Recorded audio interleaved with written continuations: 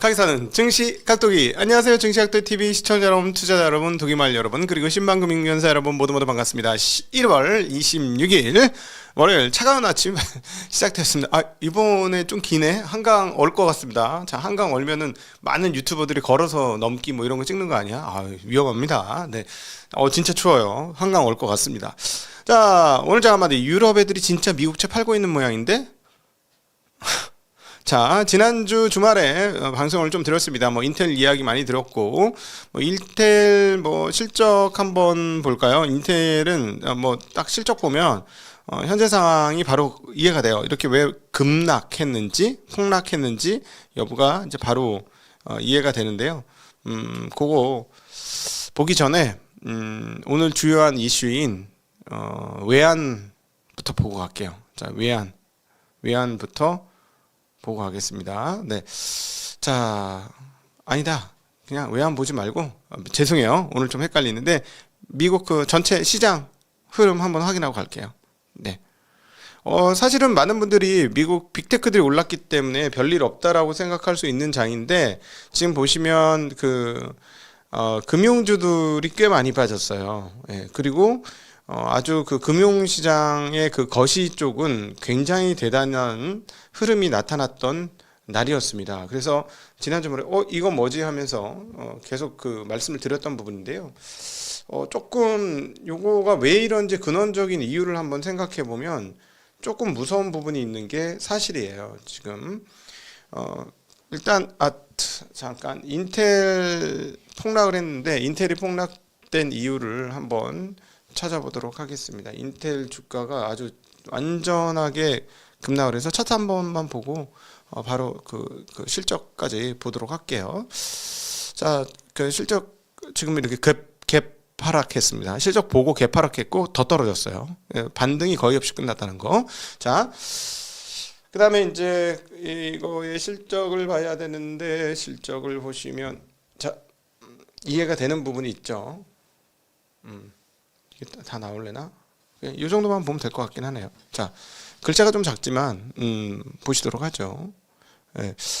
이번에 주당 이익이 0.15달러였어요. 현재 주가가 얼마라고? 45달러야. 그럼 현재 이렇게 돈 벌어가지고 돈 벌면은 1년에 2달러는커녕 1달러도 벌기 어려운 거 아니에요. 그런데 들쭉날쭉합니다. 매우. 지난 분기에는 0.9달러 벌었죠. 그전엔 또 마이너스 0.67달러, 그전에는 0.19달러였어요. 근데 0.90달러에서 올라갔으면 이번에 주가가 더 올라갔을 거예요. 0.90달러만 했어도 더 갈 수 있었는데 전혀 그러지 않았고, 1분기 가이던스조차도 그냥 쏘쏘 했습니다. 그리고 매출을 보세요. 지금 요즘 쇼티지 난다고 난리가 났었는데 136.5억 달러에서 137억 달러로 0.5억 달러 올랐단 말이야.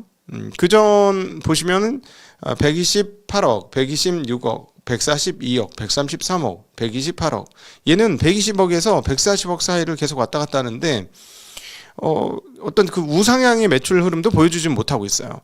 그런데 지금 메모리 가격이 오른 것과 메모리 쪽에서의 급등을 생각해 보면, 최근에 CPU 쇼티지 얘기 나오면 사람들은 어떤 생각을 하냐면 메모리 쇼티지인데 CPU도 쇼티지야? 하면서 뭔가 늘어났을 거라고 상상을 했을 거거든, 분명히. 그리고 또 우리 트럼프 원께서 떠벌렸잖아. 우리 미국 사람들 부자가 됐어요. 우리가 이걸 10% 보유하고 있는데 엄청난 투자가 된 거예요. 돈을 엄청 벌었어요. 이렇게 되니까 와, 이거 진짜 엄청나나 보다. 그리고 애플 칩도 받을 거고 18옹스트럼 돼가지고 나중에 이제 퀄컴도 받고 결국에는 엔비디아 것도 받고 다 받는 거 아니야? 파운드리 이제 완전 됐어. 이런 상상을 했겠지, 많은 분들이. 그리고 또 이런 상상을 했겠지. 야, 미국 기업인데 죽일 수 없지. 결국 잘 돼야지. 이런 상상을 하면서 주가가 60달러를 향해 가고 있었던 거죠. 근데 실적을 딱 뚜껑을 열어보니까, 자, 60달러가 이게 됩니까? 이 실적으로?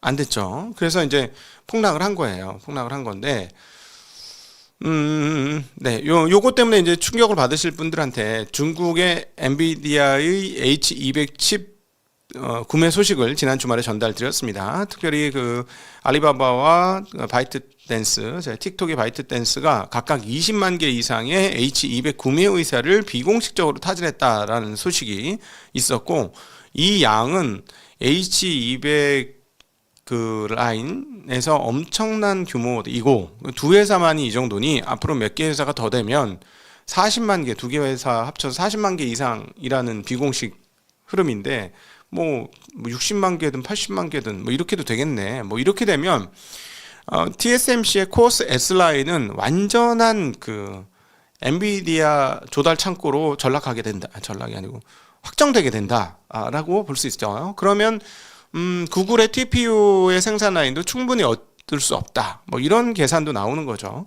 자, 그러면 H200을 중국이 그렇게 많이 사가면, 지금 얘기한 것처럼 뭐 60만 장, 70만 장, 80만 장 이렇게 사가면 거기에 붙일 HBM은 어떻게 될 거냐? 좋지. 우린 땡큐 차이나 오케이. 창신 메모리 거 쓰면 안 된다. 니네 그럼 박살난다. 창신 메모리 거 쓰면 고장나지. 우리 거 써야 되겠지. 뭐 이렇게 우리는 얘기할 수 있겠죠? 네, 그래서 아무리 국산화를 하려고 해도 엔비디아가 달아줄 리가 없다라고 볼 수가 있겠죠. 자, 그거는 그거고,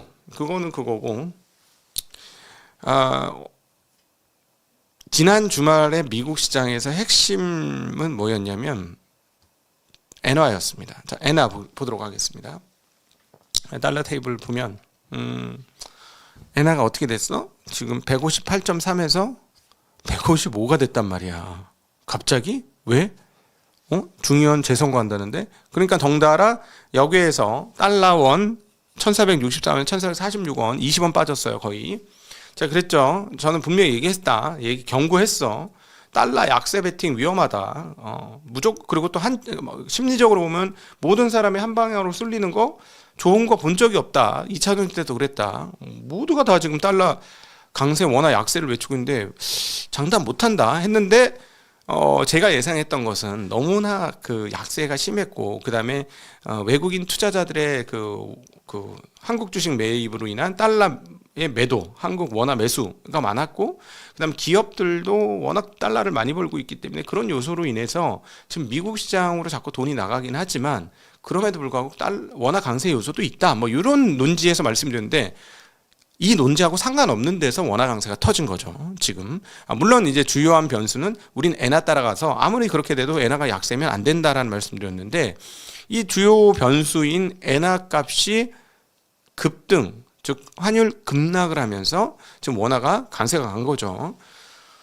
근데 지금 이 내용을 살펴봐야 되는 거예요, 지금 상황은. 그러니까 엔화 강세가 왜 갔는지를 살펴보면 이 글로벌리 금융시장에 대한 근원적 의혹이 생기는 상황이다라고 현재 볼 수 있어요. 그래서 내용을 파악해 보면은 그냥 다시 덮게 돼. 모르는 게 약이다. 이거 괜히 알면 떨려서 금융시장에 참여 못한다. 주식시장 다 패대기 쳐야 된다. 자, 그거가 어디서 드러났냐면 원자재 가격에서 드러났어요. 자, 원자재 가격 한번 볼까요? 자, 원자재 가격 보시면 지금 금값이 드디어 5,000불을 넘었습니다. 와. 실화냐? 은값은 100이 넘었고요. 근데 100이 넘는 것도 넘는 거지만 상승폭이 미친 거 아니냐고. 10%야. 상승폭이. 덩달아 구리도 올라가요. 알루미늄도 올라가고. 모든 WTI조차 뭐 물론 이란 근처에다 항모를 댔다. 미국에서 뭐 그런 뉴스가 있기 때문에 그렇기도 한다 하지만 피스타치오도 같이 오르지, 가격이 지금. 그렇긴 한데, 근데 비트는 빠졌죠. 그러니까 계속 제가 좀 의혹을 가했던 게, 비트를 했던 세력 주체적인 그 거래자들은 투기적 거래자들이기 때문에 저기 뭐 본질 가치 분석해 가지고 하는 거는 아니잖아. 그쵸? 아무리 그 통화 가치 하락으로 인해서 비트코인으로 넘어간다라고 생각했지만 사람들이 그런 펀더멘탈 보고 비트코인 투자했겠어? 아니잖아. 근데 더 투기적인 자산이 나타났잖아. 어디? 은이 60달러 돌파하면서부터 더 투기적인 자산으로 나타났죠. 자, 은값 나중에 이런 차트 비교 딱 바로 착착 나오면 참 재밌겠는데, 은값 60달러 넘은 이후에 비트코인과의 상관계수를 한번 보시면 제가 보기엔 상당히 높은 역의 상관관계를 가질 겁니다. 즉 은화가 강세면 비트가 약세고 뭐 이런 가능성이 있을 거예요. 네, 그래서 지금은 버튼 하나로 해결되는 세상이라서 투기적 자산이 새로 나타나니 그쪽으로 이전했을 거라는 증시각도기의 추측입니다. 추측. 답은 아니에요. 네. 자, 그런데 왜 도대체 엔화가 이렇게 강세가 됐느냐를 봐야 되겠죠. 엔화 강세 지난 주말에 말씀드렸습니다만 뉴욕 연은이 영국 금융시장에서 레이트 체크를 했다라는 게 핵심입니다. 레이트 체크. hello George. 네, 이렇게 한 거지. 그러니까 조지께서 What can I do for you? 뭐 이렇게 된 거 아니겠어요? 그러니까 얼마예요? 이렇게 된 거지. 지금 얼마예요 도대체? 근데 얼마인지 몰라서 물어봤겠냐고. 얼마인지 모를 리가 없다. 당연히 안다. 왜 물어봤을까? 경고 사격을 한 거지. 우리가 조금 들어갈라 그래. 엔화 약세 너무 심한 것 같아. 아닌 것 같아. 자, 다들 지금 미쳐 있는 것 같아. 투기 세력이. 손 좀 봐줘야 되겠어. 우리가 들어갈래. 이렇게 되는 거죠.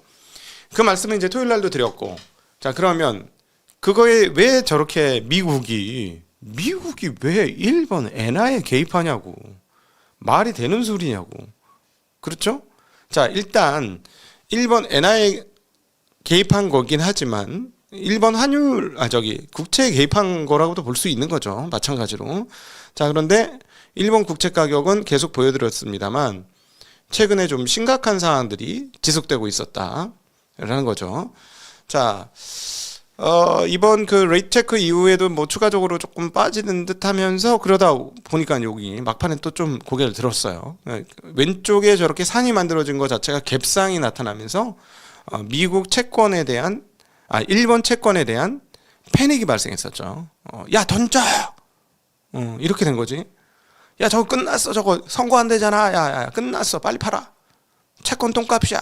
이러면서 일본 국민들은 지금 거덜났습니다. 지금 완전히 저 만기까지 보유하는 수밖에 없는데 만기 보유를 하더라도 옛날에 우리나라가 좀 그랬는데 뭐 교육보험을 가입을 했는데 계속해서 쉽게 얘기해서 교육보험 가입하려고 소도 팔고 막 이래서 아들 그 장남 그 대학 보낸다고 막 다 팔고 했는데 그 모아가지고 장남 대학 합격해서 딱 가서 드디어 나는 보험 들어왔으니까 괜찮아 하고 갔더니 웬걸 대학 입학금이 입학금하고 났더니 끝났더라. 소 팔고 막 이래가지고 돈 모아놨더니 보험 들어놨더니 안 되더라. 왜? 인플레이션이 너무 심해서. 뭐 이런 얘기가 있죠. 최근에 일본 국민들은 지금 일본 국채 일본 국민들 갖고 있잖아요. 거덜났어. 엔화 반토막 났지. 그다음 금리 저거 유통시장에서 저 팔아가지고 하려면 원금 회수 안 되지. 이자는 거의 없었지. 지금 저 정도면 30년물 국채면 저 3%면 저거 거의 뭐 1%도 안 되는 금리에서 3%면 이게 뭐겠어요? 이건 완전히 끝난 거야. 끝난 거. 자, 장기로 한번 보여드릴까? 저 밑에 두 개 꼭지점이 밑에 꼭지점 0.00이야, 여러분. 오른쪽 그 테이블에 있는 제일 눈에 안 보이는 글자가 뭐냐면 0.00이라고. 저게 지금 3.66이 됐으면은 30년물 저 0.00에 사신 사람들은 지금 팔 수가 없어요. 원금이 하도 많이 깨져가지고. 예. 팔 수가 없어. 그러니까 일본 국민들 지금 거덜난 거지. 야, 그런데도 지지율이 70 신기한 나라입니다. 네, 그래서 궁금하신 분들은 저희 채널에 나왔던 호사카 유지 교수님과의 1번 대담을 보시면 일본 국민성에 대한 일부 이해를 하실 수 있다는 점 말씀드리겠습니다. 이건 문화적인 문제예요. 단순히 경제적인 문제가 아닙니다. 이게 경제적으로만 따지면 일본 사람들이 동아시아 삼국 중에서 가장 덜 경제적인 것 같아. 이 중국 사람들이 제일 심하고 한국은 중간쯤 어딘 것 같고 뭐 그렇습니다.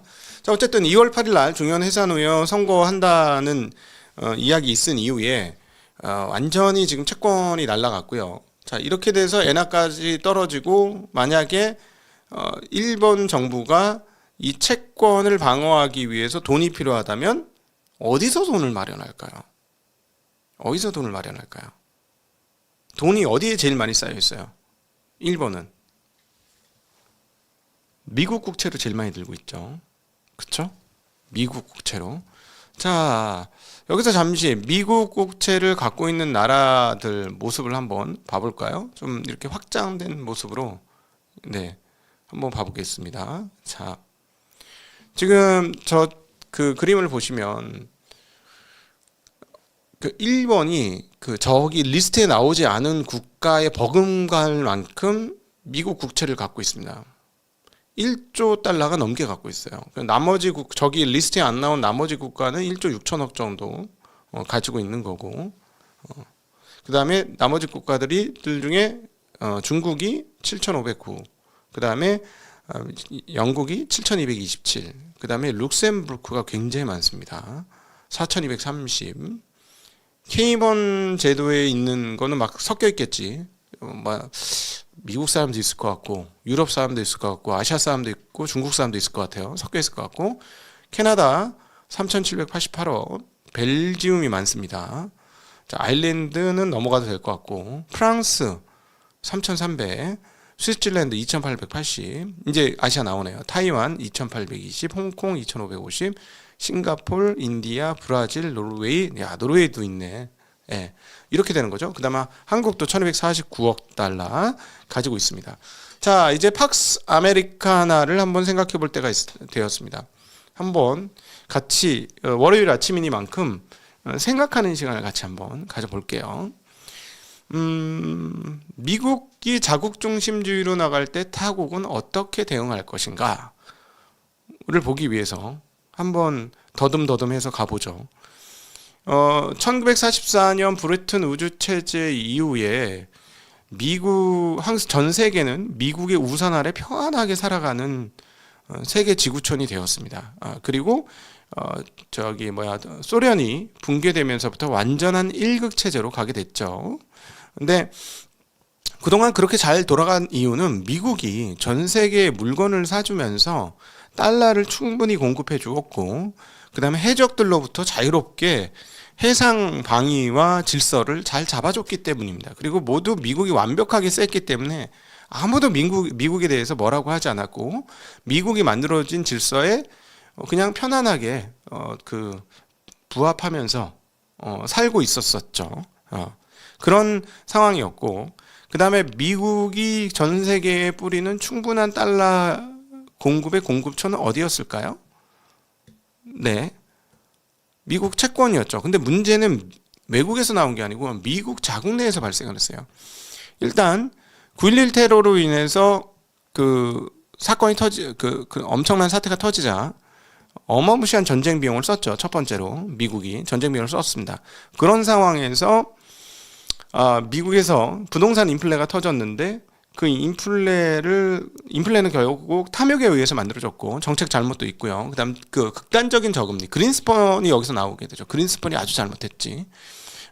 그 미국 주식시장이 붕괴하자 저금리를 엄청나게 만들어졌고, 그 저금리가 부동산 가격 상승을 만들었고, 부동산 가격 상승을 본 탐욕에 쩌든 미국의 금융기관들이 말도 안 되는 담보대출을 해주었죠. 모기지 담보대출을 미친 듯이 해버렸어요. 그리고 80년대에 만들어졌던 모기지 담보대출 채권이 채권 구조화에 온전히 성공하면서 더욱 쉽게 채권화되었고, 그래서 모기지 담보 채권이 CDO 등등으로 막 엮이면서 구조화 채권으로 되는데 아주 쉽게 되었습니다. 그래서 채권 발행이 더 많이 되었고, 그로 인해서 부동산의 자금 공급이 더 되었고, 부동산 버블이 미친 듯이 가버렸죠. 자, 부동산 버블이 너무 심했기 때문에 그것이 리만 브러더스 사태로 무너졌습니다.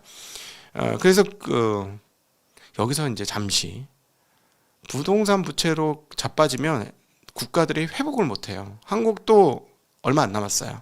네, 한국은 부동산 디플레는 시작되었고 무너지지만 않았지 뭐 상태는 거의 안 좋습니다. 중국 부동산 부채 버블에 의한 경기 하강이 없었다면 지금 바로 미국하고 맞짱 떴을 가능성도 있다. 네, 미국 입장에서는 그게 굉장히 다행이다. 어쨌든 다시 돌아가요. 자, 돌아갑니다. 근데 리먼 브러더스 사태로 인해서 엄청난 양의 부채를 찍어냅니다. 기존의 8조 달러의 미국 유동성이 4조 달러로 증가하게 되죠. 네, 즉 채권 발행을 엄청 했고 그 사태를 통해서 미국의 부채가 엄청나게 올라가게 됩니다. 네. 그래서 현재 상황은 어떻게 됐냐? 여기에 코로나까지 터지면서 추가적으로 국채 발행을 하면서 미국의 채권 발행량은 약 38조 원에 이르게 됩니다. 문제는 이 38조 원이 견딜만한 규모이냐 견딜만하지 못한 규모이냐인데 미국의 GDP는 대략 연간 약 33조 달러 정도가 됩니다. 자, 그러니까 33조, 38조 계산을 해보면 약 거의 120% 가까운 부채 비율을 가지게 되죠. 그런데 문제는 최근에 금리가 많이 올랐잖아요. 인플레이션을 막기 위해서, 즉 통화가치 하락을 없애기 위해서 금리를 많이 올렸습니다. 그렇기 때문에 과거 그린스펀 이후에 발행된, 그 다음에 리먼 사태 이후에 발행된 국채는 금리가 1% 정도밖에 안 되는 아주 낮은 저금리였기 때문에 아무리 국채 발행량이 많아도 전혀 부담이 없었습니다만, 최근에 10년물 국채 금리에서 보셨다시피, 그리고 30년물 국채에서 보셨다시피 4%가 넘어갑니다. 장기물 국채가. 그러니까 전체 평균 국채 이자율은 어떻게 됐을까요? 대략 지금 3%를 넘는 것으로 추정이 되고 있습니다. 자, 그러면 3%, 38조의 3%면 연방 지출의 상당 수준이 미국 국채 이자를 갚는데, 미국 국채를 갚는데 말고 미국 국채 이자를 갚는데 사용되어진다라는 거죠. 자, 그러니까 미국이 상황이 점점 어려워지는 거죠. 그렇다고 세금을 많이 걷어서 스스로 일부 몸을 병을 고치기 위해서 썩은 살을 도려내는 듯한 그런 아픔을 수술을 단행하지 않고 그렇게 안 했죠. 그렇게 안 합니다. 얘네들은 너무 이렇게 흥겹게 산 적이 오래돼가지고 그렇게 안 하고 결국 팔비틀기에 나섭니다. 타국에 대한 팔비틀기. 내가 보니까 우리 때문에 니들 잘 살았잖아. 야, 유럽 특히 니들 뭐 가진 게 니들 진짜 땡깡 한 데 없이 그렇게 했던 게 다 우리 탓 아니겠어? 이거 너무한 거 아니야? 야, 그러니까 형이 땅 좀 쓰겠다는데 저 얼음 조각 하나 그걸 안 줘? 야, 니네 그런 애들이었어? 몰랐네. 그렇게 치사하고 그렇게 의리 없는 애들인지 몰라. 니들이 여지껏 받아먹은 걸 생각 좀 해봐. 뭐 너무한 거 아니니? 뭐 이런 분위기가 지금 만들어지는 거죠. 말 잘 듣는 아시아권은 또박또박 조금 깎아주세요. 형 좀만 깎아줘. 너무 많아. 우리 버는 거에 비해 너무 많아. 좀만 깎아줘. 알았어 할 텐데 조금만 깎아줘. 이런 분위기죠. 대만, 일본, 한국이에요. 네, 그런 상황인데, 자, 여기서 이제 그린란드를 건드려서 자존심 센 유럽 국가들 몇 개가 으이씨 하고 반응을 좀 했다는 겁니다. 자, 여기서 예전에 독일 책방에서 말씀드렸던 그 다음에 로마, 원제는 로마, 아메리카, 그리고 서구의 미래, 이거죠. 제국은 왜 무너지는가 라는 책에서 피터 헤더가 뭐라고 얘기했냐면, 제국이 무너진, 즉 로마 제국이 무너진 핵심 이유는 강력한 경쟁자의 출현과 더불어 주변국들이 핵심 코어 외부에 있는 속주보다 조금 더 밖에 있는 로마의 영향권에 있었던 주변국들이 로마에게 세금 납부를 회피하면서 약 두세 대 만에 급격하게 로마가 무너졌다라는 것을 역사적 실증 자료를 막 얘기합니다. 네. 그래서 저 너무 재밌게 읽어갖고 그 책을 여러분한테 독일 책방으로 말씀을 드렸었죠. 우리나라도 지금까지를 생각을 해보면 우리는 미국의 호혜적 체제 속에서 편안하게 지냈습니다. 무역을 할 때 해적을 당할 일도 별로 없고, 그리고 우리 같은 경우는 아시아 국가들 입장에서는 열심히 근검절약해서 물건을 만들어줬더니 물건을 다 사줘. 달러를 주면서. 우리는 물건을 팔 수 있었고 거기에서 마진이 생겼으니까 달러가 막 들어오니까 우리나라 경제가 막 활성화되는 거죠. 예. 그리고 점점 자리를 잡아가고 그리고 팔 물건이 점점 많아지고, 그래서 아주 좋았어요. 너무너무 좋은 시절을 보냈습니다. 그중에 동아시아 국가들은 최대의 수혜를 입은 거죠. 근데 여기서 이제 중국이 우리는 원래 잘난 나라였거든. 우리가 조금 최근에 조금 힘들었고 조금 서러움을 많이 당했는데 우리 원래 잘난 나라. 우리 중화야. 원래 우리가 세계의 중심이었어. 이러고 딱 하고 나오자 삐걱하기 시작했죠. 미국이 삐걱하기 시작했어. 뭐야? 미국 아니 일본 하고 한국 애들하고 얘네 좀 다르네. 이색 뭐지? 뭐 이렇게 되는 상황인 거예요. 지금.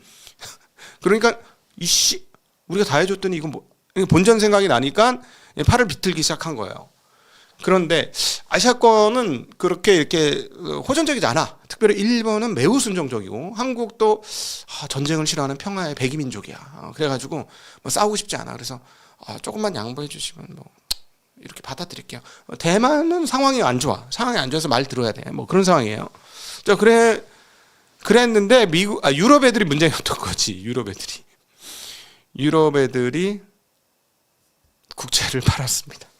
근데 그 팍스 아메리카나의 달러 공급, 달러 뭐라고 표현하냐면 이거를 팍스 달라리움 이렇게 표현을 하는데 이 팍스 달라리움에서 달러를 공급해줘서 되게 수혜가 있지만 그 수혜적 구조가 유지된 데는 상당 부분 아까 그 채권 보유량을 말씀드렸지만 달러 받아서 달러 채권을 사줬잖아.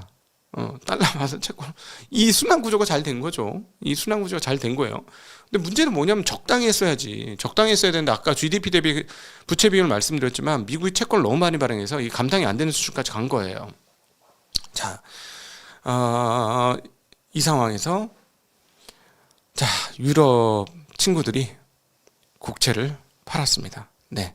그래서 뭐 이번에는 그린란드 관련 국가가 팔았지만 뉴스가 하나 또 있어요. 어디 있지? 네.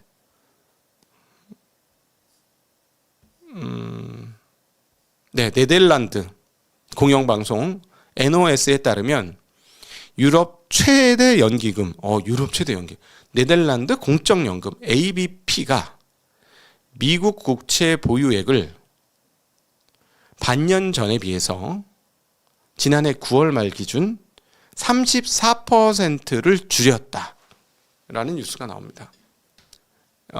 금액 기준으로 190억 유로. 네, 190억 유로.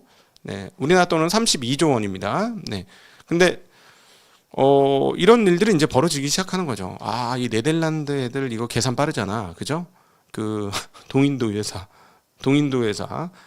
그 자본주의의 그 발원지 네덜란드 아니겠습니까? 더치페이 하는 애들. 네. 이 애들이 먼저 때렸어. 지금. 그러면 다른 유럽 국가들은 어떻게 될까? 자, 이런 상황에서 원탑 매수자인 일본이 휘청거려. 그래서 미국 연준이 개입을 해. 그러니까 이게 지금 정상적인 상황은 아닌 거잖아요. 네. 이게 이제 약간 오싹한 느낌이 드는 거지. 근데 제 생각에는 아무 일 없이 끝날 거로 생각합니다. 아무 일 없이 끝납니다. 그냥 괜찮아져요. 문제 없을 겁니다. 네, 문제 없을 거라고 생각을 하고, 예전에도 이런 적이 있었죠. 2차 대전 이후에 일본의 부채 비율이 무시무시하게 증가했었는데 그 이후 미국이 열심히 발군하면서 부채 비율을 한 120% 가까이 되던 거를 한 30%까지 낮추는 그런 발군의 힘을 발휘합니다. 자, 미국은 강한 나라예요. 삼성이 강했듯이 미국이 강한 나라라서 해결할 거라고 생각을 합니다. 네. 자, 그래서 아무 일 없을 것이다 라는 게 결론입니다. 오늘 결론은. 근데 어쨌든 괜히 알아봤어. 그냥 무서워졌어. 그냥 괜히 안 알아봤어야 되는데 생각을 안 해봤어야 되는데 무서워졌어. 그러나 아무 일 없을 것이다. 확실합니다. 아무 일 없다. 무슨 일이 있을 수가 없다라는 게 증시각도기 TV의 결론입니다. 네. 자, 월요일이라서 이렇게 봤는데, 자 이제 그 국채 봤으니까 환율 봤으니까 국채 가격 봐야죠. 네. 국채 가격이 안 올라갑니다. 잘. 네, 금리가 밑으로 잘 안 떨어지네요. 자, 제 얘기를 이제 쭉 설명드렸으니까 미국 국채 가격이 잘 안 떨어지는 이유, 느낌 좀 오시나요? 이상하다. 떨어져야 되는데 미국 국채금리 왜 안 떨어지지? 왜? 왜? 미국 국채금리가 안 떨어지면 어떻게 되냐면